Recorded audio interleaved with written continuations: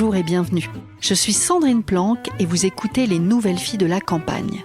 2 fois par mois, je vais à la rencontre de femmes qui, comme moi, ont changé de vie pour tenter l'aventure en ruralité. Ce qu'elles ont en commun ? Elles ont redoublé d'audace. Pourquoi ? Eh bien, en allant vivre à la campagne, et comme si ça n'était pas déjà un sacré défi, elles ont changé de métier, développé une nouvelle activité, un projet, une passion, voire adopté un nouveau mode de vie. Grâce à nos échanges, je vous révèle tout de leur arrivée en ruralité, de leur projet de départ, leur intention, de leur nouvelle vie qui les a transformées, de leur joie et par moments de leurs craintes. Je vous offre des témoignages motivants, rafraîchissants, qui vous feront, je l'espère, sourire, plaisir et peut-être vous donneront envie de sauter le pas ou simplement d'y réfléchir. Maintenant, je vous emmène dans ma campagne. Bonjour Rosa. Bonjour Sandrine. Est-ce que tu peux te présenter, tout simplement ? Alors, je m'appelle Rosa, j'habite à Saint-Priest-les-Fougères. J'ai un petit chat qui m'accompagne, qui s'appelle Mimine. Je suis prof de yoga et j'ai créé mon lieu et je travaille sur mon lieu dans lequel je vis. Tu viens de nous parler de lieu, j'ai envie de démarrer avec ça directement, parce que c'est important, c'est vrai que je demande toujours aux nouvelles filles de la campagne de décrire aux auditeurs et aux auditrices l'environnement, puisque les gens ne nous voient pas, ils nous écoutent. Tu peux expliquer où on est, à quoi ça ressemble ? Donc, on est dans le Périgord vert. Comme son nom l'indique, c'est tout vert. J'ai une propriété à Saint-Priest-les-Fougères de 3,5 hectares. J'ai acheté ce lieu, il n'y avait rien dessus. J'ai créé des mares, un jardin, mon lieu d'habitation. Alors, c'est quoi ton lieu d'habitation ? Ça ressemble à quoi ? Alors, mon lieu d'habitation, c'est surtout un studio de yoga. Ouais. Où j'ai un côté privé et un côté professionnel. C'est un bâtiment long, rectangulaire, avec que des baies vitrées sur le terrain, pour avoir une belle vue et se sentir dedans, dehors en permanence, connecté à la nature. Exact. Je valide, puisque faut savoir que Rosa est ma professeure de yoga, et effectivement, c'est très agréable de pratiquer le yoga avec la vue sur la nature. Et alors justement, quand on est dans ton studio, qu'est-ce qu'on voit à l'extérieur ? Alors, toutes les baies vitrées sont dirigées direction sud-ouest. Sur mon terrain, on voit les mares, le jardin, des chevaux, des arbres, la nature, une grande immensité. J'ai créé un petit chalet en bois. Au départ, c'était pour faire quelque chose de professionnel, mais après, on en parlera certainement plus tard. Les directions ont un petit peu changé. Et j'ai aussi une caravane qui est abritée par un petit auvent et qui est juste à côté d'un étang. Le projet que tu avais, le projet professionnel, tu avais en tête ce type de terrain, ou c'est en trouvant le type de terrain qu'est venu le projet professionnel ? Alors, j'avais en tête un projet, bien sûr, et j'ai cherché exactement ce terrain, et j'ai trouvé le terrain que je cherchais. Il me le fallait en pente, très grand. Pourquoi en pente ?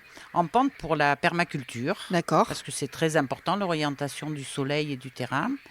Il me fallait une source. Je voulais absolument l'eau, le soleil, et géographiquement, il me fallait qu'il soit dirigé sud-ouest. Et j'ai réussi à trouver. J'ai cherché longtemps. Tu as cherché longtemps ? Ça veut dire quoi, longtemps ? Longtemps, non, quelques mois, mais j'étais bien déterminée. Donc, tu avais un cahier des charges très précis par rapport à ce lieu de vie et ce lieu professionnel, puisque les deux sont liés. Oui. Ok. Le bâtiment, donc j'ai envie d'appeler l'ashram. Oui. On peut l'appeler l'ashram ? Le studio de yoga. Le studio, voilà. Ton ashram. D'ailleurs, ça veut dire quoi, ashram ? Alors, ashram, c'est un lieu de vie, comme on pourrait dire dans le bouddhisme, on dit un monastère. Dans le yoga, c'est un ashram, c'est un lieu de vie où on vient pour quelques jours, quelques mois ou toute une vie. C'est un lieu communautaire en général. Et on y applique la méditation, le yoga, un repli sur soi pour des plus ou moins longues durées. Tu as toute une partie comme ça qui a été conçue pour la pratique du yoga. Et toi, tu t'es créé une partie perso. T'as une double vie, là. Oui. Non, c'est toute ma vie. Je dirais c'est complémentaire, oui. Je suis née à Saintes et je me suis retrouvée ici quand j'avais à peu près 6 ans. Et je suis restée, Je me suis retrouvée ici. en Dordogne, ouais, à la Coquille. Donc vous avez bougé. À la Coquille, Ok. oui. coquille, oui, j'avais à peu près 6 ans. Je suis restée de mes 6 ans jusqu'à mon adolescence à la coquille. Et après, Excuse-moi. je suis partie sur Limoges, j'ai un petit peu travaillé, j'ai fait ma vie, j'ai pas mal bougé. Je suis partie à l'étranger. Ah là, tu vas vite. Déjà, je voulais te demander, c'est quoi d'être une petite fille à la campagne, de vivre à la campagne quand on est une petite fille? Alors, oui, c'est vrai que mes souvenirs de campagne commencent surtout à la coquille, donc juste à côté de Saint-Priest-les-Fougères. C'est une vie de liberté, de joie, de bonheur, de partage. À l'époque, à la campagne, il y avait beaucoup de monde, on était toujours dehors, quoi. Donc, ta jeunesse en campagne, que tu sois petite fille ou adolescente, elle est chouette. Oui. D'accord. Et alors maintenant, parce que tu étais déjà partie en voyage, donc tu pars dans certaines villes aux alentours, mais parce qu'on a parlé un petit peu avant quand même aujourd'hui, hein, et effectivement, j'avais mis mes oreilles un petit peu partout en me disant, tiens, ma professeure de yoga, j'ai l'impression, il paraît elle a pas fait le tour du monde, mais presque. Un jour, tu décides de partir. T'as quel âge? Alors, la première fois que je suis partie vraiment vivre à l'étranger, c'était pour Ibiza et j'avais peut-être 35 ans, quelque Ah chose ouais, comme ça. d'accord. Je Ouais. pensais que c'était encore plus jeune. Ouais, entre 30 et 30. Je sais plus exactement, oui. Une trentaine d'années, Oui, tu voilà. pars à Ibiza. Mm.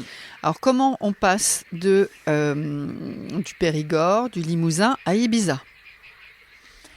Alors, c'est du hasard et des coïncidences vraiment très rigolotes. Est-ce que tu connaissais Ibiza déjà? Non, Mais j'en t'avais... avais entendu parler. Et Oui. j'avais un frère qui habitait déjà depuis, je crois, 2 ans. Donc j'ai fait des études à Bordeaux, des études d'espagnol. Je travaillais aussi dans un restaurant. Bon, j'ai fait plein de choses. Et à un moment donné, j'avais acheté une chambre d'hôte à côté de Saint-Émilion. Et je travaillais aussi dans un restaurant. Et en fait, quand j'ai dû décider de passer mon CAPES pour devenir prof d'espagnol, j'ai eu une grosse crise de panique. Je me suis dit, CAPES égale Paris, 10 ans, 15 ans à Paris. Donc ça m'a fait peur et je me suis dit, non, j'ai tout arrêté juste avant le CAPES. Et en même temps, j'avais une amie, je travaillais dans un restaurant et mon amie m'a demandé si je voulais être manager du restaurant. Et du coup, j'ai tout abandonné pour être manager dans un restaurant. J'ai fait ça quelques années. Et Là, on est à Bordeaux? Oui, voilà, on est à Bordeaux. J'ai démissionné de ce restaurant et je suis partie vivre à Arcachon puisque j'ai toujours une petite attirance T'as la pour la bougeotte, mer. non? Oui, aussi un peu. Et mon frère vient me rendre visite à Arcachon un jour dans ma petite maison que je devais rendre quelques mois plus tard. Et il me dit, il faut que je pense à réserver un billet de bateau pour ma voiture et moi pour Ibiza. Et en rigolant, quand il réserve le billet, il me dit, tu viens avec moi? Et puis j'ai réfléchi, j'ai dit oui. Et voilà comment je suis partie. Tout simplement. Voilà, pour Ibiza. Ok. Donc, tu avais juste vu, enfin, tu avais quelques notions de ce que ça pouvait être Oui, on en Ibiza. avait parlé, bien sûr. Ouais. Mais tu y allais pourquoi, toi, d'ailleurs? Tu pensais que tu allais faire quoi Eh là-bas? bien, comme j'avais vendu ma maison et que j'avais démissionné de mon travail, j'étais complètement libre et qu'il fallait que je rende ma petite maison sur Arcachon. Je me suis dit, bah, pourquoi pas, je vais faire l'expérience d'un été, on verra bien, quoi. Donc, j'avais de l'argent, j'étais libre. J'étais belle, Donc, j'étais jeune. Voilà, donc je me suis dit, on y va. Ibiza, ouvre-moi les portes. Mm. Et alors? Alors, quand je suis arrivée à Ibiza, ça a été très très dur parce que c'était au mois de mars et puis il pleuvait. On nous avait prêté un appartement un peu lugubre, donc j'ai un peu douté de ma décision. Mais en fait, eh ben, au bout de quelques jours, je me suis dit, bon, il faut que je trouve un endroit pour moi. Et puis j'ai loué un petit appartement. Et après, le soleil est arrivé. En fait, dans le bateau, chose importante, j'ai rencontré un Allemand qui était très très très sympa, un architecte. Je croyais que tu allais me dire très très très très beau. Très très très très riche. Bien, disons, j'étais avec mon frère, elle était plus intéressée par mon frère que par moi. Ok, Rosa. Et donc, cet Allemand, on a bien sympathisé et on s'est revus quelques jours après. Il m'a présenté d'autres Allemands qui avaient un hôtel sur Ibiza. Et au bout de quelques jours, ben, j'étais déjà embauchée. Donc, j'ai commencé mon aventure à Ibiza en travaillant dans un hôtel avec des Allemands. D'ailleurs, l'hôtel s'appelle Cantoni. si un jour vous voulez y aller. Il existe encore? Oui. D'accord. Ouais. Et par contre, parce qu'Ibiza, je sais pas, t'as le nord, t'as le sud, c'était où dans Ibiza? Alors moi, c'était pas très loin d'Ibiza, la cité, puisque l'île s'appelle Ibiza, mais la cité et le port, quand on arrive à Ibiza, c'est Ibiza aussi. Donc j'étais pas très loin, j'étais à 5 km d'Ibiza, à San José. Et T'étais bien proche sûr, de la jet set ou non, de l'autre non, non, côté? non, non. Plutôt Non, du non. côté flower power? Ouais, voilà. Plutôt du côté de la campagne, quoi. D'accord. Et comme je suis d'origine espagnole, donc je voulais être vraiment connectée aux Espagnols. Donc j'étais Et à c'est San pour ça que José, t'étais avec des Allemands. voilà. Oui, pour le travail. Bon, donc Ibiza, tu bosses donc plusieurs années Ouais. dans cet hôtel, t'es manager. Pas plusieurs années, plusieurs étés, 2 ou 3 étés. Oui, il me semble, oui. Est-ce que ça veut dire qu'entre-temps, tu reviens en France? Non, je Qu'est-ce- suis partie à Ibiza, à Bali, pardon, entre-temps. Oh, ça va être compliqué cette Rosa. Hein. Allez, Oui. vas-y, on t'écoute. Donc j'ai fait un premier été, puisque à Ibiza, ça marche surtout par saison. Et en fait, mon frère, tous les ans, il partait en Thaïlande pour se perfectionner au niveau de ses massages. Il est masseur à Ibiza. Et moi, pendant la saison, mes patrons m'ont proposé. Donc, au départ, je commençais par faire les chambres, j'ai fait des petits déjeuners, puis j'ai fini par faire des massages. À la fin de l'été, mon frère me dit, je vais en Thaïlande, est-ce que tu veux venir avec moi pour peut-être faire une formation de masseuse? Et donc, j'ai dit OK, et on est parti. Tu dis toujours OK à ton frère. Ouais, voilà. Très Ben, quand ça m'intéresse, oui. C'était des jolis projets quand même, quoi. Et donc, en octobre, je suis partie en Thaïlande pour faire une formation de massage. Je suis restée quelque temps avec mon frère. Et après, j'ai décidé d'aller à Bali pour faire une formation de massage balinais. Voilà. Faut te suivre. Hein. Même moi, je m'embrouille. Donc, si j'ai bien compris, t'alternes Ibiza, Bali. Bali. Mhm. OK. Mm. Donc, et là, tu es dans l'univers de l'hôtel, du bien-être. Donc, Ouais. tu manages, tu masses. Oui. C'est ça? Je cuisine, Je- je fais plein de choses. Tu as un couteau suisse. Qu'est-ce que tu préférais? Ben, tout, en fait. Au départ, ça m'a... C'est vrai que au départ, je faisais plein de choses. J'étais là, mais punaise, je peux pas me fixer parce que c'est vrai que la plupart des gens, voilà, soit ils sont ingénieurs, soit ils sont Oui. maçons, soit ils sont coiffeurs, et voilà, ça s'arrête là. Et moi, en permanence, j'ai toujours envie de faire d'autres choses, et à l'époque, ben, ça me posait presque des problèmes. Je me disais, mais est-ce que je vais trouver ma voie? Et en fait, ben non, c'est juste la vie, et je suis attirée par plein de choses, et maintenant, j'assume, donc je fais tout ce que j'ai envie de faire. Là, t'as quel âge à ce moment-là? T'as 35 ans alors? Ouais, juste avant mes 40 ans, quoi. Donc là, tu te formes à Bali pour les messages. Les les messages, massages, non, les oui. massages. Les massages, comment t'as dit? Baliné. Balinés. Mhm. Et tu y restes? Non, la première année, j'y passe 6 mois. Je reviens. Je refais une saison à Ibiza. Je repars à Bali pour 6 mois encore. Je reviens. Et la troisième fois que je repars à Bali, Je ne repars pas. je ne repars plus sans le faire exprès encore une fois. En fait, je découvre une petite île, Gilière, qui est juste à côté de moi, juste à côté de Bali. À quelques heures de bateau de Bali, et je tombe complètement amoureuse de cette île. Il y a pratiquement pas d'électricité, il n'y a pas de voiture. Elle est toute petite, on fait le tour en 40 minutes à pied à peu près. D'accord. Il y a des gens? Il y a des gens, oui, il y a quelques petits hôtels, mais très indonésiens, très... Donc j'aime cette... Ça ressemble à quoi un hôtel indonésien? Eh ben, c'est des petites cabanes en bambou, et elles sont assez près de la mer, bien sûr, puisque l'île est toute petite. Et en fait, moi, je voulais pas vivre dans un hôtel, je cherchais une petite maison, et finalement, on m'a proposé un hôtel qui était abandonné. Il y avait juste 5 chambres, il y avait tout à refaire, et on m'a proposé une location, et j'ai dit oui. 6 Vas-y. mois en Indonésie, 6 mois à Ibiza. Mais quand je me suis embarquée dans les travaux, dans la location, j'ai bien vu que c'était pas possible d'abandonner l'hôtel 6 mois, c'était pas viable. Donc là, tu devais te lancer à fond Voilà. dans ce projet. Donc j'ai déchiré mon billet, qui était un billet de retour au 1er avril. Ce n'était pas une farce, j'ai dit à tout le monde que je ne rentrais pas. Et me voilà partie pour quelques années à Bali. Combien de temps? avec des va-et-vient, une dizaine d'années. Ah ouais. 10 ans à Bali, ça fait quoi de vivre à Bali? C'est un paradis et un enfer. Ok. Voilà, c'est plein de contradictions. Le plus dur, c'est le travail, quoi. Donc voilà, c'est le paradis pour plein de choses et l'enfer Pour d'autres. pour d'autres. Voilà. Quand tu dis travail, l'exploitation Voilà, ou- travailler, comprendre les coutumes, comprendre comment ils fonctionnent. On est tellement différents Hmm, et il faut quand même déjà quelques années pour comprendre comment ça fonctionne. d'accord.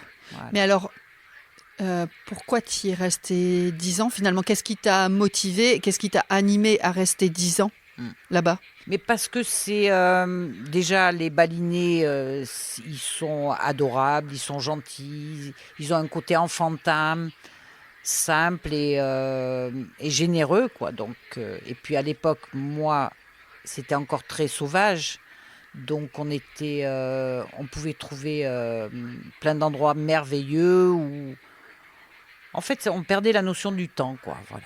D'ailleurs, j'ai très bonne transition, Rosa, parce que j'allais te demander, là, quelle période? Quelle année à peu près? Dans les 2008-2010 à peu près.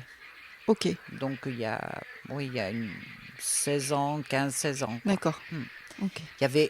Bien sûr, il y avait du tourisme, mais beaucoup, beaucoup moins, quoi. Donc c'est ça qui t'a fait rester, le côté peut-être... alors les gens, Oui, oui. le côté sauvage encore de l'île, pas trop de Oui. touristes. Hmm, hmm, Tu arrives à tes fins, tu ouvres cet hôtel. hmm, hmm. Donc là, c'est pareil, tu es toujours couteau suisse. Ben oui, c'est moi qui montre aux Indonésiens comment travailler, puisque évidemment, eux, ils habitent dans des cahutes. Moi, je voulais faire des salles de bain, je voulais faire une cuisine, je voulais des choses très traditionnelles, mais quand même avec un petit peu de confort Oui, qui est modernité, indispensable entre pour guillemets. nous. Oui, Enfin, voilà. d'accord. On va lâcher le morceau, hein, mais est-ce que le yoga rentre dans ta vie à ce moment-là? Oui, jusqu'à présent, j'avais fait un petit peu de yoga à droite à gauche, ça m'intéressait, je le faisais pas. C'était moins connu qu'aujourd'hui, bien sûr. Et sur cette île, au centre de l'île, il y a un centre de yoga qui est tenu par des Australiens. Et il y a beaucoup, beaucoup de profs de yoga du monde entier qui ont envie, bien sûr, de donner quelques cours dans cet endroit parce que c'est juste paradisiaque. Paradisiaque comme ici? Différent, mais oui. Ok. Et donc, j'ai commencé à aller à un cours de yoga, un second, et je me suis prise au jeu et j'y allais 2 fois par jour. Il y avait des sessions le matin et le soir. Et chaque fois que je ressortais d'un cours de yoga, j'avais l'impression que je pesais 2 kilos, qui me poussaient des ailes, que je retrouvais mes 14 ans, quoi. Donc, ça a été une vraie, vraie, vraie révélation. Comment tu chemines sur le fait d'un jour en faire ton Alors, métier? petit à petit, j'essayais bien d'y aller matin et soir. Ça me causait quand même un petit peu de problèmes techniques par rapport à l'hôtel, mais je me débrouillais. Et puis finalement, donc j'y suis allée pendant quelques mois matin et soir. Et puis parfois, quand je pouvais pas y aller, bah, du coup, je me suis dit, bah, je vais le faire dans mon hôtel, toute seule. De fil en aiguille, des personnes qui venaient dormir dans mon hôtel ont voulu se joindre à moi pour pratiquer. Donc j'ai donné des cours. Bon, c'était plus ou moins bénévolement parce que j'étais pas prof à l'époque. J'ai vraiment découvert une vraie passion pour le yoga. Et en plus, évidemment que l'île attirait beaucoup de yogis, donc j'ai fait pas mal de rencontres. On m'a parlé de l'Inde, des formations, de Rishikesh, de Ubud. Et tout doucement, je me suis dirigée vers le yoga et je suis partie faire des formations à Ubud. Ubud, c'est J'allais un te demander village. où c'était. Voilà, c'est dans l'île de Bali. C'est très, très, très. À l'époque, c'était vraiment, vraiment connu pour le yoga. Il y a un très grand centre aussi. Je ne me rappelle plus le nom, ça me reviendra. Et donc, petit à petit, je me suis dit, je vais revendre mon hôtel et je vais peut-être m'installer à Ubud pour ouvrir un centre de yoga et de bien-être, de massage. D'accord. T'as donné 2 noms là. J'ai pas retenu. Rashi. Rishikesh, Oui. c'est en Inde. Et t'as dit. Ubud. D'accord. C'est des Rishikesh. lieux. Voilà, c'est 2 lieux qui sont quand même cultes pour le yoga. Rishikesh, c'est là où sont allés les Beatles dans les années je sais pas combien. Et à cause ou grâce aux Beatles, cet endroit a été mondialement connu. Et maintenant, il y a plein de centres de formation de yoga à Rishikesh. D'accord. Ok. Voilà. Tu pars en Inde te former? Non, pas encore. Pas encore. Là, je décide d'aller sur Ubud pour chercher un lieu pour justement créer un centre de yoga. Et comme je... La vie de Rosa est Voilà. incroyable. Comme je veux ouvrir un centre de yoga à Ubud, en fait, en Indonésie, on n'a pas le droit de travailler réellement. On a le droit de diriger un hôtel, mais pas de travailler. Donc, il fallait que j'embauche, que j'ai des partenaires, professeurs de yoga indonésiens. Ou que j'embauche des professeurs indonésiens de yoga. Mais pour embaucher quelqu'un et être sûr de ses performances, pas de ses performances, mais de... Capacité, compétences, Ouais, de ses expertise. compétences. Je me suis dit, il faut que j'aille me former comme prof de yoga, Oui. comme ça je saurai oui. de quoi je parle. C'est intelligent ça, Rosa. Et en plus, c'est vrai que pour mon corps et ma pratique, c'était bien aussi, quoi. Donc là, Voilà. Donc c'est là où je commence à l'idée mûrie d'aller en Inde. Donc je lâche mon hôtel, je le revends. Et je pars habiter à Ubud. Je loue une petite maisonnette à côté de la Monkey Forest. Donc l'endroit me plaisait. Justement, dans la maisonnette où je loue, il y en a 5 ou 6. Et il y a un grand terrain. Je me dis, pourquoi pas racheter ce terrain et créer mon centre de yoga dans cet endroit qui était vraiment super. Je tiens à préciser un truc, tu fais tout ça toute seule. Oui. T'es incroyable. Ok, vas-y. Mais je cherche toujours des partenaires, mais... Je n'arrive jamais à voir. Il y a toujours un X, c'est pas le moment. Je rencontre des personnes super, mais soit elles sont déjà lancées dans un autre projet, ou c'est pas le moment, ou il y a toujours quelque chose qui fait que je me retrouve toujours seule à faire les projets. Mais je crois que c'est mon karma. Très bien. Voilà. Alors vas-y, tu peux reprendre.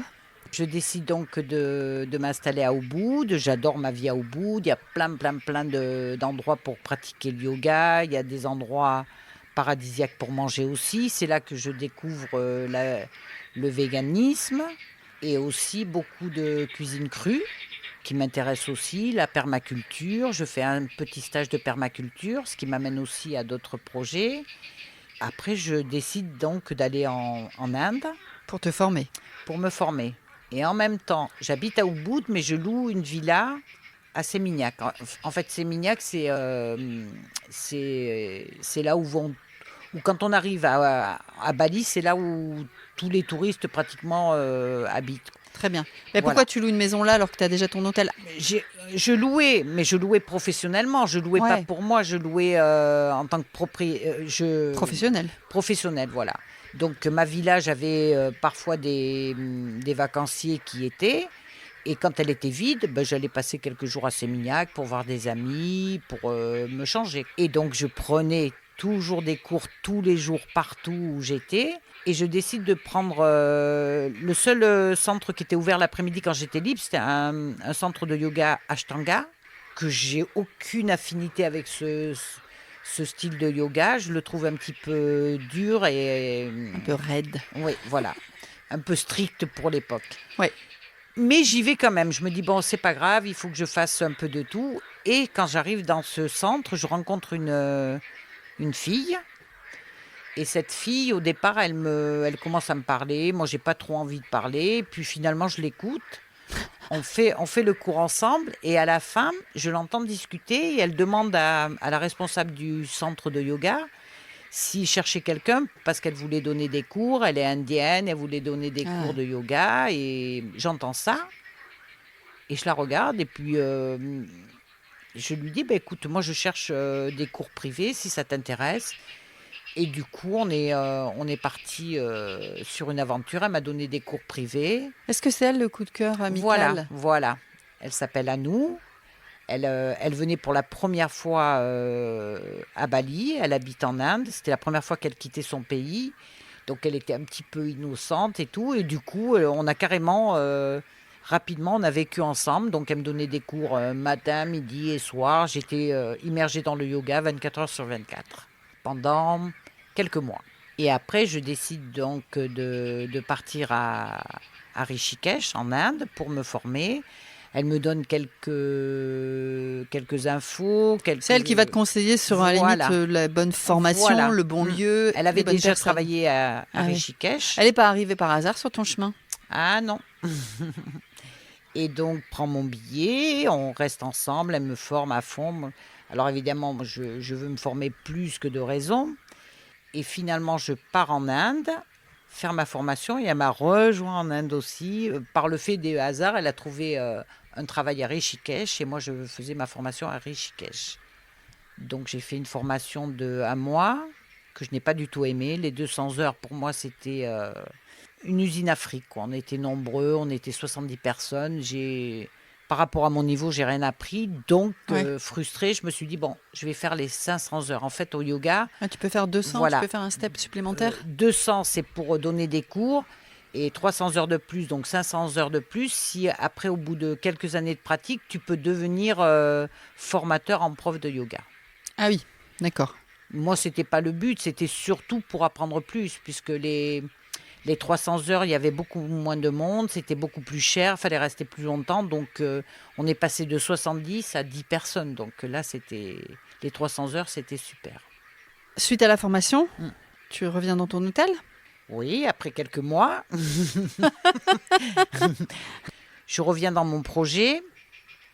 Mais entre-temps, alors l'Indonésie, tout est permis. Et juste à côté de l'endroit où je veux vraiment créer le centre, il y a un restaurant qui était déjà ouvert et qui a commencé à faire venir des groupes le soir jusqu'à minuit. Donc du bruit. L'environnement, il n'était pas propice à ton projet. Voilà. Et comme rien n'est fermé, je me suis dit, bon, ben, ça va tomber à l'eau, quoi. Et évidemment, je te passe les détails. J'ai essayé de chercher pas mal d'endroits, mais il y a toujours... on n'est jamais sûr de rien. Et je me disais, bon, ben... c'est risqué. Voilà, c'est risqué, je ne suis pas sûre. J'ai cherché bien sûr des partenaires, voir comment on pouvait faire. Et au bout de quelques mois, j'ai dit, bon, c'est plus pour moi. Donc... C'est comme ça que tu reviens sur ton territoire de naissance? Disons oui, j'étais dans ma petite maison à Ubud et un jour, je vois une annonce, j'étais sur Facebook pour une formation d'hypnose. Et en fait, je faisais de l'hypnose et des méditations guidées avec Olivier Locker, un centre qui fait des formations sur Paris. Et je l'écoutais depuis des années. Et je regarde sa formation, c'était 5 000 €. Je trouvais ça horriblement cher. J'ai dit, bon, c'est pas possible. En plus, il faut que je sois à Paris. Et finalement, à ce moment-là, au moment où j'éteins l'ordinateur, je vois une petite fenêtre et ils mettent « Cherche traducteur espagnol. Français-espagnol pour un bouquin sur l'hypnose ou la thérapie ».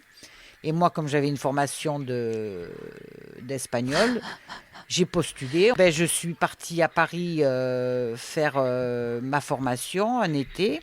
Attends, là, alors, tu peux en chronologie, on est quand là? On est en quelle année? On est en 2015 à peu près. Et donc, en venant sur Paris, je me suis dit, peut-être que je reviendrai en France. Attends, t'es passé de ces endroits paradisiaques à Paris? Oui, mais que pour un mois, que pour la formation. D'accord. Et puis, on m'avait prêté un super appartement, etc. Donc, j'ai fait la formation. Je suis venue voir ma famille à la campagne. Et comme j'avais fait aussi une formation de permaculture, je me disais, pourquoi je ne rentrerais pas en France? J'aime bien les plantes médicinales, le jardin, la campagne. Et j'ai vu aussi un reportage Déraciner des ailes sur tu peux nous en parler de Frugy, le fameux reportage de Saint-Pierre-de-Frugy. Voilà. Et je me suis dit, mais je connais cet endroit. Et en fait, j'ai un frère qui habite. Je l'ai appelé, je lui ai dit, écoute, cherche-moi un terrain. Si tu me trouves un terrain, je reviens habiter dans les coins.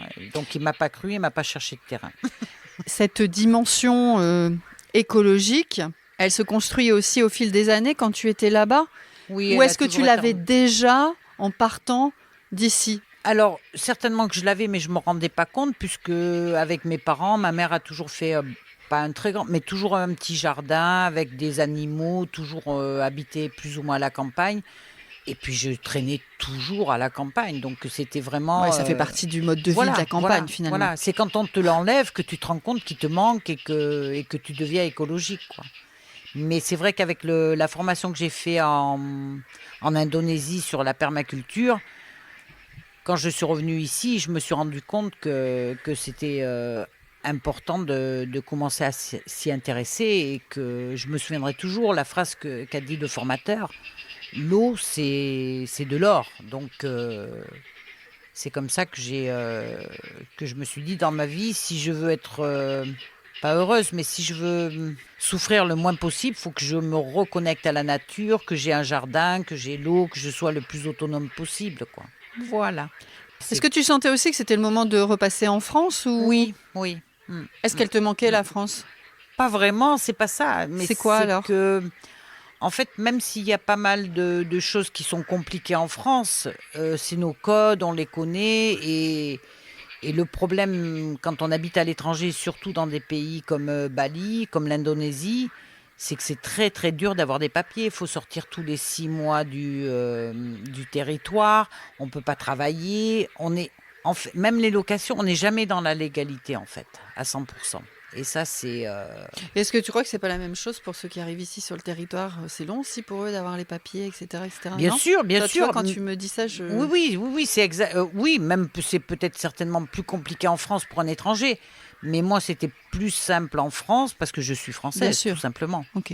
Et que c'est pas forcément plus simple, mais c'est qu'on connaît les codes et qu'on... Ta culture. Voilà, c'est ma culture et en Indonésie aussi, ça peut être compliqué. Et voilà, c'est différent, quoi.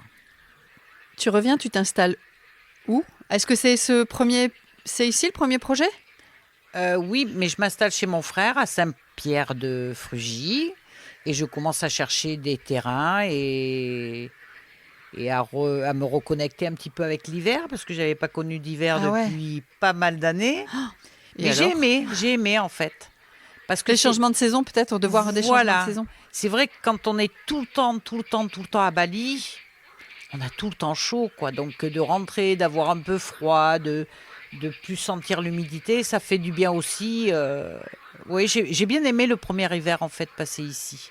En plus, j'avais pas d'obligation professionnelle, donc j'allais dehors que quand ça me chantait. Donc Le reste du temps, tu passais voilà. ton temps au coin du feu. Oui. Et à chercher donc ce fameux terrain que j'ai trouvé au bout de quelques mois. Donc là, on arrive finalement à ton projet, celui qui est ici. Alors oui, ça c'est ma grosse récompense et ma grosse surprise, puisqu'en fait, quand je suis arrivée dans ce projet, je pensais me lancer dans peut-être commercialiser des plantes médicinales, des tisanes. J'étais plutôt branchée par ma culture. Je pensais pas venir à la campagne pour le yoga. Je pense que si mon projet il avait été dans le yoga, je me serais rapprochée d'une grande ville. Ah ouais. Que jamais j'aurais pensé que ça puisse intéresser le yoga. Là, on est quand même. Ça veut dire que le yoga et la campagne, c'est pas conciliable? C'est pas ça, c'est que j'y pensais pas, quoi. Moi, le yoga, mon projet, il était en Indonésie. Et après, le yoga, ça restait une affaire personnelle, quoi. Une partie de moi qui me quittera jamais, c'est sûr. Mais je pensais pas du tout pratiquer le yoga ici. Donc, j'ai commencé à faire mon jardin toute seule. D'ailleurs, les voisins rigolaient un petit peu quand même. Et puis petit à petit, j'ai investi mon terrain. Et un jour, donc j'avais un petit mobil-home que j'avais loué en attendant de construire ma maison. Et un jour, j'ai... Tu étais en train de faire chien tête en bas sur la terrasse. Voilà, presque. On vient frapper à ma porte et c'est une jeune fille qui s'appelle Élodie, qui habite à Saint-Priest-les-Fougères et qui me dit « Oui, on m'a dit que tu étais prof de yoga. Est-ce que ça te dirait de donner des cours ?» Ah d'accord, on est venu te chercher. Voilà. Et j'étais là, où? Puisque je ne pensais pas donner des cours dans les mairies ou des choses comme ça. Ça se faisait pratiquement pas à l'époque. Ouais. Et j'ai dit, écoute, ouais, pourquoi pas. Et puis j'ai commencé donc dans une petite mairie que le maire m'a proposé gratuitement, très Dans gentiment. une petite salle. Voilà, dans une petite salle. Et ça a commencé comme ça. Et au départ, il n'y avait que des femmes. Mais voilà, je suis tellement allée loin, moi, dans les traditions du yoga que ça me nourrissait pas c'était peut-être un peu réducteur. Voilà. C'est pour ça que je voudrais que tu nous donnes la définition de ce que c'est que le yoga. Voilà. Parce que je pense que ça n'est pas qu'une pratique sportive, c'est on t'écoute. Comme je l'ai appris, le yoga, c'est une philosophie de vie, quoi. Voilà, ça t'habite 24 heures sur 24. Comment dire ? En fait, le yoga, c'est pas que le physique et les postures. J'allais même dire que les asanas, normalement, les asanas, c'est les postures. C'est au bout de quelques années, quand on a vraiment pratiqué le yoga, c'est 5%, quoi. On fait pratiquement plus de postures. La posture, c'est quoi ? C'est le yoga, c'est retrouver en fait sa vraie nature. C'est-à-dire qu'au début, quand on commence le yoga, on a mal au dos, on ne peut pas rester assis en tailleur, on ne peut pas s'asseoir sur les chevilles. Mais pourquoi ? C'est parce qu'on a perdu notre vraie nature. Si on était connecté à la nature comme il y a quelques siècles, on n'aurait pas ce problème. Donc, le yoga, c'est beaucoup de méditation. Ça veut dire quoi d'être connecté à la nature, Rosa ? Alors, connecté à la nature, c'est-à-dire que si on habite en ville, qu'est-ce qu'on fait ? On se lève d'une chaise, on va dans un lit, dans un canapé, dans sa voiture, on va dans sa cuisine, on est debout. En fait, on fait toujours les mêmes mouvements et on perd beaucoup, beaucoup de mobilité qu'on aurait si on est, quand on est à la campagne et qu'on a un jardin, par exemple, on va aller cueillir les cerises, donc on étire les bras vers le ciel, on fait des torsions, des choses qu'on retrouve dans le yoga quand on reprend des cours, que normalement on a dans notre vraie nature, quoi. On est des cueilleurs au départ, donc voilà, on perd un petit peu notre mobilité. Le yoga, quand on commence et qu'on fait des asanas, c'est pour retrouver cette mobilité, cette stabilité du corps et de l'esprit, et pour après partir en méditation. Le yoga, c'est 80% de méditation au départ. C'est se nettoyer l'âme, quelque part. Et quand tu dis philosophie de vie, qu'est-ce que ça peut impliquer d'autre dans toi, dans ton quotidien ? Est-ce que tu peux donner des exemples plus concrets ? En fait, quand je parlais avec mon amie et prof de yoga à nous, les premières phrases, je pense qu'elle ait pu me dire, c'est tu es ce que tu manges. Donc voilà, ça en dit long. Donc évidemment, si tu veux être en forme physiquement et mentalement, il faut donner le bon carburant à ton corps, quoi. Donc ça implique l'alimentation, le sommeil, tes relations à l'autre, comment le respect, encore une fois, à la nature.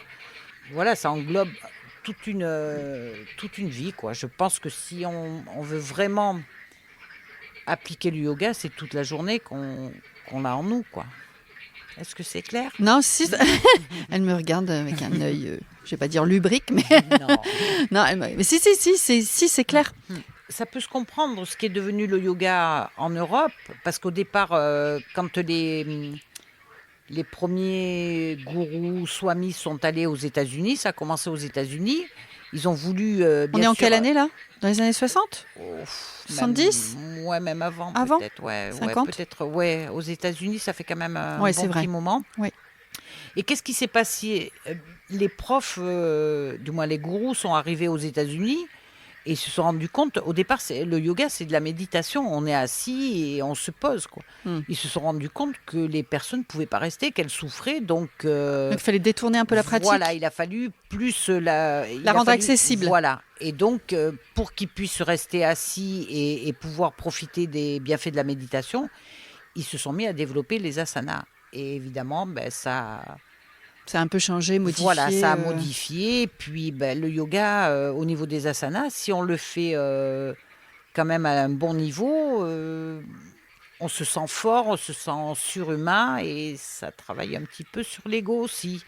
Donc, c'est ce qui a développé aussi des studios plus sur le physique que sur le mental. Ouais. Quoi. Comme je dis toujours, un yoga mal fait est un yoga qui fait mal. Et ce n'est pas c'est pas toi qui t'adaptes au yoga, mais le yoga qui s'adapte à toi. C'est vrai, elle le dit tous les mardis soirs, en me regardant. Est-ce que c'est bon pour toi sur la définition du yoga et cette philosophie de vie, ou tu as envie de rajouter quelque chose ? On pourrait en parler. On pourrait faire un podcast uniquement sur le yoga. Mais juste, si je dois donner un message à quelqu'un qui veut commencer le yoga, quand il arrive à un cours, qu'il essaye de voir si Voilà, le prof ne doit jamais pousser et doit toujours être bienveillant avec l'élève et D'accord. corriger. S'il n'y a pas ces 3 éléments, ça peut être dangereux. Et demain, tu veux développer cette activité ? Oui, je vais... Qu'est-ce que tu veux faire ? Qu'est-ce que tu as comme nouveau projet, Rosa ? Alors, c'est pas le nouveau, c'est la continuité, puisque D'accord. j'ai commencé par donner des cours de yoga et ça a bien marché de plus en plus.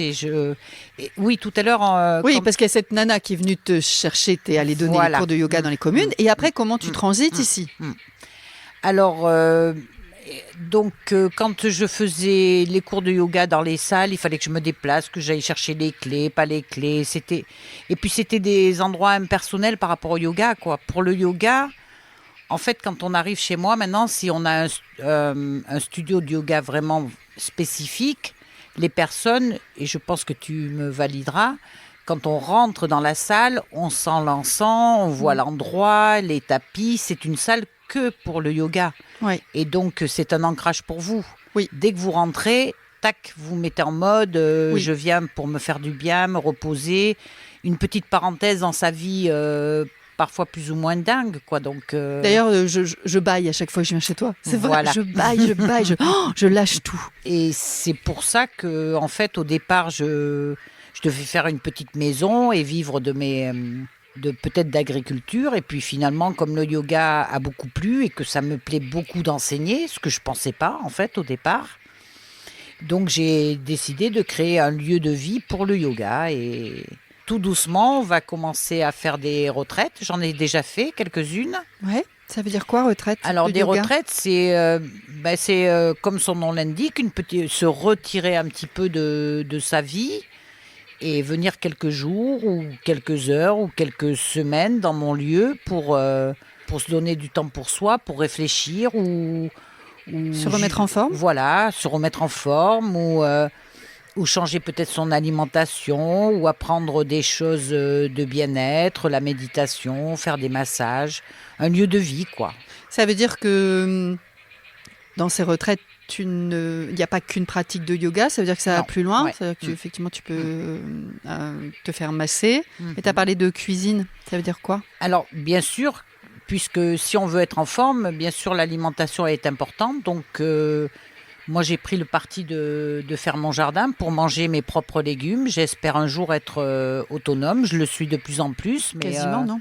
Quasiment, parce que ici, on arrive à trouver des bons produits, Ouais. c'est sûr. Mais moi, j'aime l'idée de, quand je veux une carotte, je vais la chercher dans mon jardin et un quart d'heure après, elle est dans mon assiette, quoi. Donc, et mieux on nourrit son corps et mieux on est dans son corps et dans son esprit, quoi. Tu manges cru, Rosa ? Pas 100%, mais j'essaye d'être entre l'hiver, je suis à 50% et l'été, je peux être à 90% cru. Ça a plein d'avantages parce que déjà, les vitamines, il y en a beaucoup plus, on gagne du temps et ça nous... même pour mâcher, quand on mâche cru, on mâche plus, on prend plus conscience et on mange beaucoup moins. Ouais, parce que la mastication... Voilà, la mastication. Et si on mange des légumes crus, crois-moi qu'on ne peut pas en manger 2 kilos. Le cru est... Pour moi, il est très important. Pour toi, il est bon. Donc, si on reprend sur la retraite yoga, ça veut dire que tu vas... Enfin, tu as déjà commencé à le faire. Accueillir des hommes, des femmes, ici sur le lieu. Oui, puis je ne veux pas partir sur des retraites comme tout le monde, en fait. C'est quoi des retraites comme tout le monde ? Alors, c'est qu'on part sur 3 jours, 5 jours, 7 jours, 10 jours. C'est un prix souvent assez conséquent. Et c'est un emploi du temps pour tout le monde et la même chose. Et moi, j'aimerais bien faire, je dis toujours, de faire un petit... à la carte, quoi. C'est-à-dire que si toi, tu as envie de venir que 2 jours, tu viens que 2 jours. Si tu veux faire du yoga le matin, tu fais du yoga le matin. Si tu veux un massage, tu prends un massage. Si tu veux pas faire de yoga et te reposer dans le jardin, tu te reposes dans le jardin. Si tu veux pas parler, tu parles pas. Si tu veux manger cru, tu manges cru. Un peu à la carte, quoi. Puisqu'on en est... je pense qu'on est pas tous au même niveau et le fait d'être plus à l'écoute de la personne et de faire quelque chose à la carte, c'est plus adapté, quoi. Plus personnalisé et moins colonie de vacances, on fait tous la même chose en même temps. Et en même temps, c'est ce que moi j'aurais recherché quand j'ai fait des retraites ou j'ai fait des stages. Voilà, qu'il y ait 15 personnes qui fassent la même chose au même moment. Et je sais pas, je trouve que quelque chose à la carte, c'est bien. Puis en plus, ça dépend aussi des budgets, quoi, parce que c'est vrai que tout le monde ne peut pas mettre 1 500 ou 2 000 euros sur une retraite de 7 jours. Donc ça peut être, si c'est quelques jours avec moins d'activité, ce sera moins cher et ça peut être accessible à plus de personnes. Tiens, c'est bien là ce que tu dis, parce qu'effectivement, il y a aussi cette notion, tu vois, de yoga un peu, alors je vais pas dire comme l'équitation ou le tennis ou le golf, mais il y a un tout petit peu quand même une connotation, tu vois, de certains, comment dirais-je, de luxe, hein, de luxe, de budget, sûr. de sport un peu élitiste ou instagrammable. Toi, tu l'envisages pas de cette manière, on est bien d'accord? Pas du tout. Ouais, tu peux me parler un peu de ça? Eh bien, disons que oui, moi je veux pas faire. Sinon, je me serais peut-être lancée dans des retraites à Ibiza avec mon frère, dans un endroit paradisiaque à 3 000 euros les 10 jours. Et c'est très bien en bord de mer, dans une super villa. Moi, j'ai envie de. Justement, ici, j'essaye de retourner à une vie beaucoup plus simple.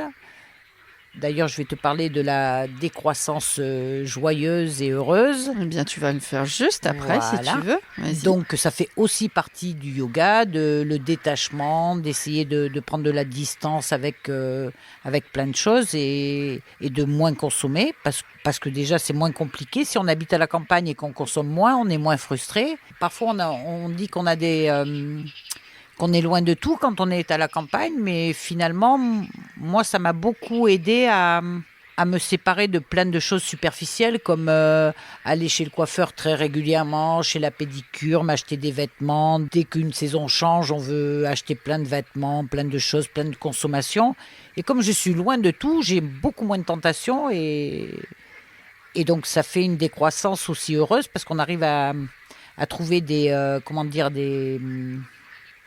substituts, quoi. C'est-à-dire que voilà, je vais moins chez le coiffeur, je fais moins attention à mes vêtements, mais je me retrouve dans des endroits plus naturels. Je peux aller faire des randonnées, des choses qui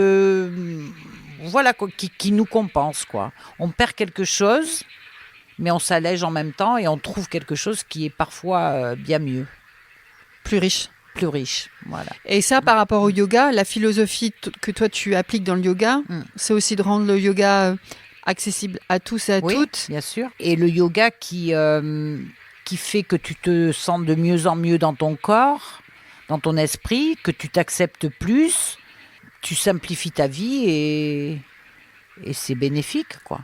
Quand tu as démarré le yoga ici il y a quelques années, en ruralité, comment c'était perçu? Est-ce que c'est pas perçu comme un truc, au départ, c'était pas perçu comme un truc de bobo, je sais pas, urbain, un bobo parisien, ou j'en sais rien, enfin tu vois, quelque chose d'élitiste, ou mais qu'est-ce qu'elle vient faire avec son yoga, celle-ci? Comment c'était perçu et comment c'est perçu aujourd'hui? Au début, ils se sont dit, le yoga c'est bizarre, c'est pas pour moi, c'est trop spirituel, c'est voilà, tous les clichés, a priori, voilà, les clichés. Qu'on a. Et puis, finalement, je ne sais pas comment on en est venu que finalement, les personnes qui viennent au yoga, c'est peut-être pour 80%, j'aurais jamais pensé qu'elles fassent du yoga un jour et qu'elles s'y tiennent, quoi. Au début, je pensais que ce serait plutôt les gens qui sont dans la permaculture ou des musiciens ou des gens un petit peu artistes, un peu avec un pas de côté, quoi. Voilà. Et je pense que j'ai peut-être 5-10% de ces personnes-là et tout le reste, ça peut être des maçons, des charpentiers, des instits, des infirmières, des médecins aussi. Vraiment de tout milieu, quoi. On va attaquer la partie vivre en ruralité. Vivre à la campagne, pour moi, c'est ça la vraie vie, quoi, tout simplement. C'est vivre en ville qui me semble plus anachronique et bizarre, quoi. comment dire, est difficile. Difficile de vivre en ville, quoi. Hier, tu m'as dit effectivement tous les gens en ville là, qui marchent dans des rues entourées de béton, tout ce qui est minéral, c'est ça? Tu veux dire quelque chose là-dessus? En fait, quand on habite en ville, je parle bien sûr des grandes villes et parfois quand on habite en ville, on vit dans du béton, le sol c'est du plastique, on se met dans des boîtes en ferraille, des ascenseurs, la voiture c'est en ferraille, les routes. En fait, on passe une journée et on n'a rien de naturel dans notre quotidien, quoi. On ne peut pas être heureux comme ça. On l'accepte, certainement qu'il y a des personnes qui trouvent des substituts, comme aller au cinéma, aller manger au resto, faire des musées. On est d'accord, ça peut être sympa, mais je pense que être trop déconnecté de la nature, c'est... Moi, je pense que c'est fatigant de vivre en ville. Voilà. Fatigant. C'est usant. Et puis d'être toujours avec quelqu'un. Je crois qu'on est vraiment soi quand on est seul. Donc si on n'est jamais seul, même dans un immeuble, on a des voisins dessous, dessus, à côté. Mais en même temps, il y a une certaine solitude des fois pour les gens en ville, tu vois. En plus, oui. Ouais. Oui, on n'est pas seul, mais on peut vivre une solitude. Seul et solitude, c'est pas pareil, du moins. Oui, c'est ça. Être seul, ça fait du bien. La solitude, on peut en souffrir. Donc on peut être... oui, c'est très juste ce que tu dis. Voilà, il y a beaucoup de solitude en ville, c'est sûr. Vivre en ruralité, donc tu dis que c'est ce qui devrait être la vraie vie. Pour moi, c'est normal, voilà. Oui, exact. Tu sais que j'ai pour mission de balayer un peu tout ce qui est cliché, préjugés que les gens aiment donner à la ruralité. Parce que moi, c'est un petit peu ce que j'ai vécu quand j'ai décidé de venir vivre ici. Enfin, voilà, j'ai eu des réflexions qui n'étaient pas toujours sympas, je trouvais. Toi, tu t'en penses quoi? Est-ce que tu penses qu'aujourd'hui, il y a encore beaucoup d'idées reçues sur la vie à la campagne? Est-ce que tu penses qu'il y en a encore? Et si c'est le cas, je veux bien t'entendre sur le sujet. Alors, je trouve que quand même, depuis le Covid, il y a eu un retournement de situation quand même. Ouais. Parce qu'avant, je me souviens, moi, comme j'ai voyagé pas mal, j'ai rencontré des personnes du monde entier. Et quand j'étais sur mon île, j'ai rencontré des Parisiens, des New-Yorkais, de tout. Et en fait, quand je leur ai dit, puisqu'on se contacte encore sur Facebook, quand j'aurais dit que je venais habiter à la campagne, dans le Périgord vert et tout, j'ai eu des réflexions du style, mais qu'est-ce que tu vas t'isoler? Ou par exemple, si quelqu'un vient me voir à la campagne, il va rester 2-3 jours et en partant, il va dire je retourne à la vraie vie. Donc, comment te dire que pour moi, la vraie vie, c'est pas tellement Paris et les immeubles et tout ça. Et en fait, on confond la modernité et toute l'évolution avec la vraie vie, quoi. Donc, il y a ce préjugé qu'à la campagne, on s'ennuie parce qu'il n'y a pas de resto, parce qu'il n'y a pas de club, de musée, comme je disais tout à l'heure. Ce qui n'est pas tout à fait juste, parce qu'il y a quand même des restos, il y a quand même des musées, il y a quand même des choses à faire. Mais c'est vrai que juste avant le Covid, les 10 dernières années avant le Covid, c'était quand même la campagne, c'était bien désertique. Il fallait être vraiment, vraiment se connaître et avoir plein de choses... de ressources en soi pour accepter de vivre à la campagne. Et donc là, après le Covid, tu trouves que ça a vachement changé? Eh bien oui, puisque les gens se sont rendus compte que si le système s'effondre, le système mondial, l'évolution... la consommation, tous ces trucs-là, si demain il n'y a plus Internet, il n'y a plus de téléphone, on ne peut plus sortir, il n'y a plus de commerce, en ville on est mort, quoi. Ouais. On est mort et puis on ne pourra même plus manger, quoi. Et alors qu'à la campagne, moi j'ai vécu... Tu décris un film américain, blockbuster. Oui, mais il y en a déjà eu des films, c'est vrai. Oui. Et en fait, moi j'ai vécu le Covid ici. Je ne veux pas dire ça a apporté peut-être beaucoup de problèmes, mais pour moi, je l'ai super bien vécu. Il m'a posé aucun problème, à part quand il a fallu que j'arrête mes cours de yoga et que c'était un petit peu compliqué. On a vécu différemment et c'était... on croisait nos voisins. En fait, si on avait coupé nos radios et nos télévisions, on n'aurait pas su qu'il y avait le Covid. Ouais, en fait. Tout à fait. Et en ville, je pense que ça n'aurait pas été possible, tout ça, quoi. Donc, du coup, les citadins se sont un peu plus intéressés aux venir campagnes, vivre quoi. ici, ouais. Oui. Donc ça a Il y eu changé des un petit vrais peu la grille de changements. lecture. Ouais. Donc ça a quand même un peu bouilli, non. Ça a un peu quand même réduit les idées reçues sur la vie à la campagne, tu penses? Oui, puis ça a fait prendre conscience sur plein de choses, quoi, sur que à la campagne, s'il y a un vrai problème, on peut toujours plus s'en sortir qu'en ville, quoi. C'est moins superficiel, quoi. Moi, j'avais mon jardin, j'aurais pu avoir des animaux si je mangeais de la viande, et on peut s'échanger des choses entre voisins, s'entraider, covoiturer, des choses qui plus de solidarité, quoi. Ouais. À la campagne, c'est sûr. J'allais justement te demander qu'est-ce qui est selon toi la chose la plus sympathique de vivre à la campagne?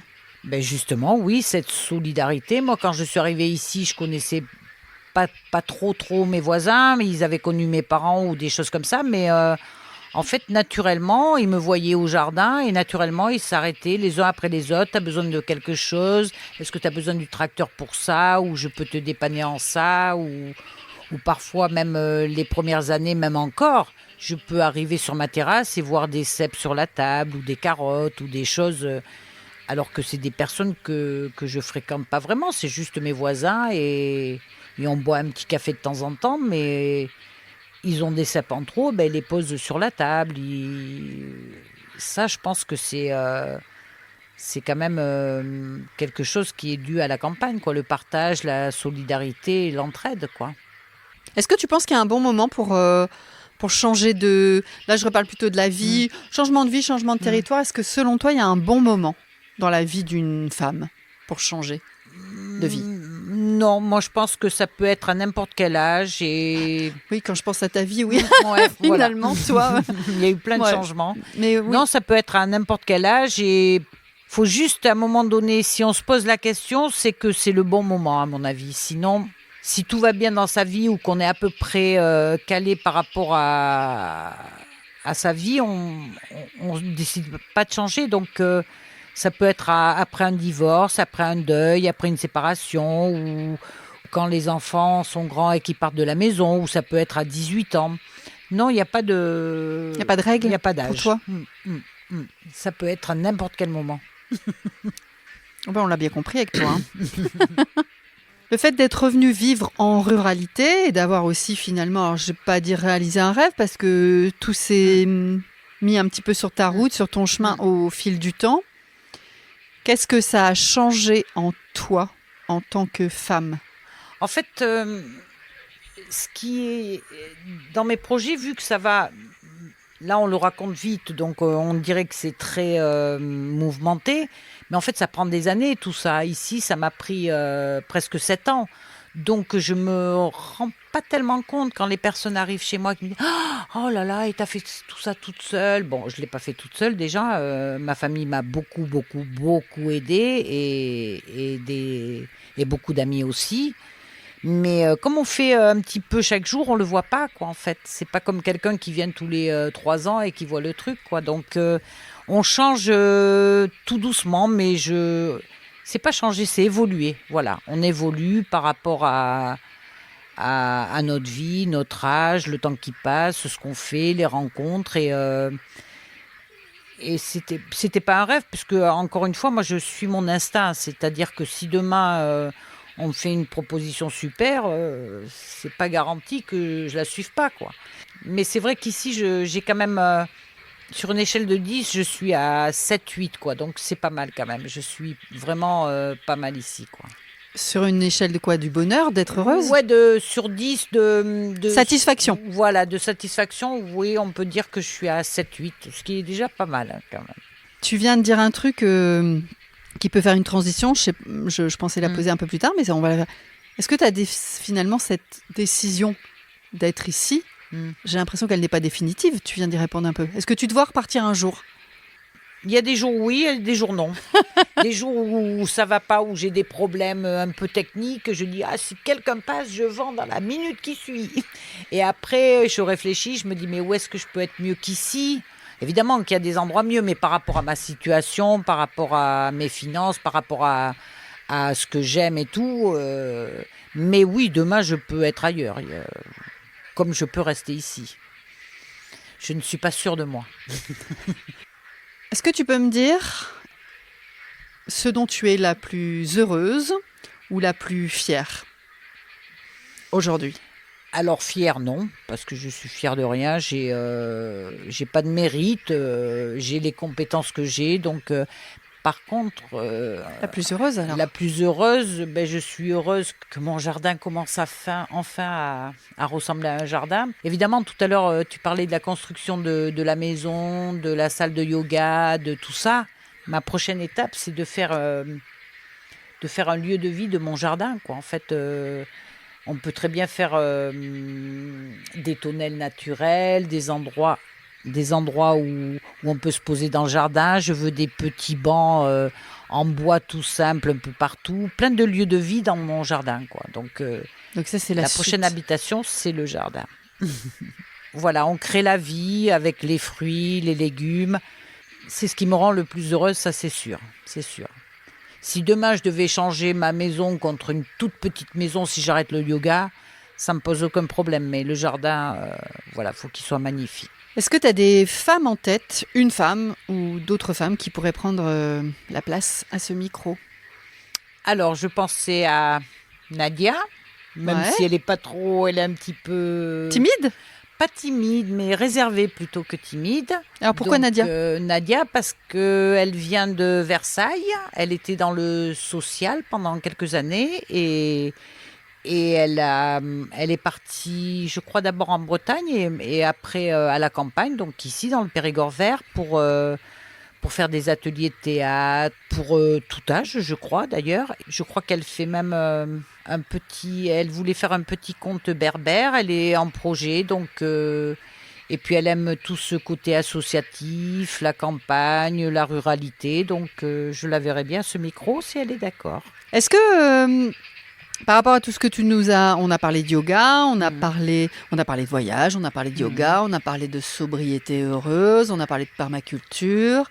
Est-ce qu'il y a des ouvrages, des films, des bouquins, toi qui t'ont marqué et que tu voudrais partager? Alors il y a, je pensais à le film Demain, Ouais. parce qu'il y en a qui n'ont toujours pas vu. Maintenant, ça pourrait paraître un petit peu démodé pour les gens un petit peu initiés, mais moi, je l'ai vu, ça doit bien faire 10-12 ans maintenant. Ouais, hein. oui, carrément. Et j'ai adoré ce film parce qu'en fait, il n'était pas moraliste. Il donnait plein d'alternatives. Il est joyeux. Il donne envie d'aller vers l'écologie et la décroissance sans que ce soit, affolant. Ou une injonction ou aussi. une injonction, oui, voilà.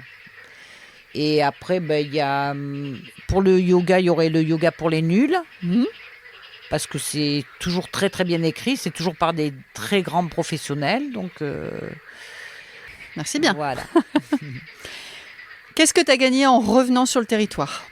Qu'est-ce que j'ai gagné en Ouais. revenant? En revenant ici sur tes terres. Eh ben, un espace super grand, donc qui me donne de la liberté, puisque j'ai quand même 3,5 hectares. Je pense que j'aurais pas pu avoir un si grand terrain n'importe où, donc j'ai gagné en liberté, quoi. Et grâce à ce grand terrain, je peux prêter mon terrain à mes voisins pour avoir des jolis chevaux devant c'est chez clair. moi, une vache, des mares, les grenouilles, des biches qui traversent, des chevreuils, des sangliers.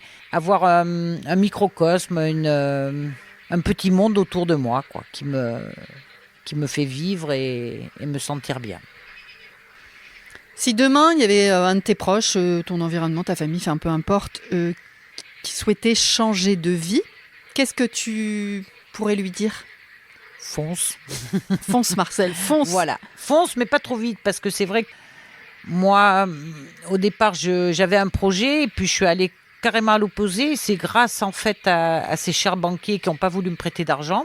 Donc du coup, il a fallu que j'aille doucement, et grâce à eux, j'ai trouvé plein d'astuces. J'ai changé mes projets, j'ai essayé de récupérer plus, de m'organiser pour dépenser moins, et au final, ça m'a fait faire une décroissance super positive, quoi. et ne pas avoir un très gros crédit tous les mois. Donc c'était merci les banquiers. Donc tu dis merci au banquier et Voilà. à celui qui veut changer de vie, tu lui dis fonce, mais Voilà. pas trop vite. Voilà, fonce, mais ouais, pas trop vite. Fonce, mais avec un pied Oui. sur le Oui, frein. voilà. Bon. Parce qu'en fait, si on va plus doucement, on voit tout, quoi. C'est comme faire Un voyage un voyage en avion, en voiture, en vélo, à En pied. train. Il sera différent. Ou en train. C'est beau On voit ce pas que les tu mêmes dis, choses. Rosa. Eh ben oui. S'il y avait un message que tu souhaitais passer sur le nouveau visage de la ruralité, qu'est-ce que tu aurais envie de dire ? On va dire ruralité égale liberté. C'est pas mal. Voilà, si tes amis, ta famille, ton entourage, enfin, les gens qui te connaissent très bien depuis longtemps, ils étaient avec nous là, autour de la table, et qui nous avaient écoutés. Qu'est-ce qu'ils auraient envie de te dire, à ton avis ? Je pense qu'il me dirait, continue à te faire confiance et laisse ton instinct te guider. Jusqu'à présent, ça le fait. Ça marche. Est-ce que tu as un mot pour la fin, une phrase pour la fin, Rosa ? Donc, un mot pour la fin, c'est plutôt une phrase. Alors, au départ, je disais toujours, ne fais pas aux autres ce que tu n'aimerais pas que l'on te fasse. Mais maintenant, je vais plutôt dire, fais aux autres ce que tu aimerais que l'on te fasse. C'est plus positif. Ah, c'est chouette ça. Voilà. Merci Rosa. Merci beaucoup. Je te dis à bientôt. Je te dis à mardi. Et oui, c'est ce que j'allais dire. À mardi, Sandrine. Merci. Salut Rosa. Salut. Merci pour votre écoute, merci d'être resté jusqu'au bout de notre échange et si vous voulez continuer à m'encourager et surtout à faire connaître le podcast, eh bien vous pouvez mettre 5 étoiles et un commentaire sympathique sur Apple Podcast et Spotify. Surtout, vous n'oubliez pas de vous abonner à la chaîne de podcast pour être notifié des nouveaux épisodes. Et si vous voulez faire partie de la communauté des nouvelles filles de la campagne, eh bien abonnez-vous à la newsletter. Alors soit vous m'écrivez sur les nouvelles filles de la campagne @gmail.com, tout attaché en minuscules, ou vous me contactez sur les réseaux sociaux des nouvelles filles de la campagne, Instagram et Facebook. Je vous dévoile les coulisses des nouvelles filles de la campagne, des tips, des astuces, des sujets, la sortie des nouveaux épisodes et plein d'autres surprises. Alors un grand merci et je vous dis à bientôt. Ciao!